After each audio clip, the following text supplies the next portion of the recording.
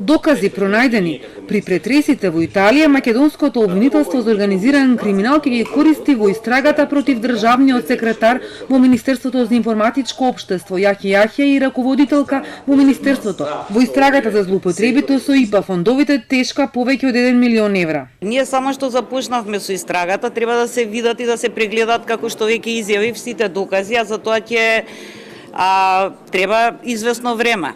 Дали ќе прошируваме и против други лица, ќе видиме. Од кога ќе ни бидат готови сите докази. На апсењата пред 2 дена им предходила двомесечна соработка со италијанските колеги, посочи директорот на Бирото за јавна безбедност. Истрагата се однесуваше на обезбедување докази во врска со нерегуларности, измами и корупција во неколку проекти спроведени во различни институции во Република Северна Македонија, финансирани од Европска унија, односно проверка и потврдување на сомненија за корупција при доделување на ИПА фондови во износ од 1,2 милиони евра.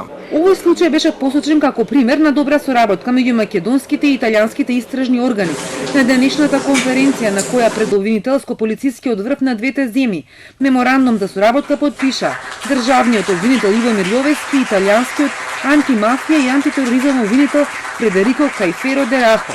Дерахо, кој од Скопје го цитираше неговиот претходник Джовани Фалконе, не сакаше да коментира за истрагата за ИПА фондовите, на што работеле неговите колеги од обвинителството во Милано, но посочи дека италијанското министерство за правда подготвува база на податоци за обвинителите од балканските земји да можат да разменуваат информации за истрагите, слична на онаа што функционира во Италија.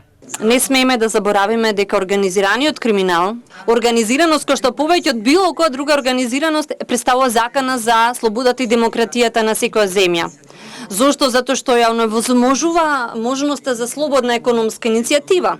Затоа што тој пенетрира во економијата.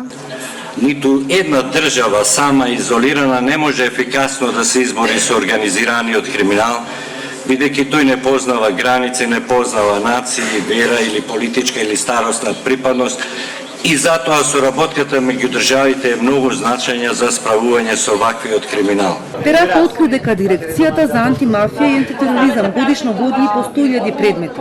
Русковска вели дека има неколку предмети за актуелни функционери за економски криминал, но не откри за кого бидејќи биле во фаза на предистрага.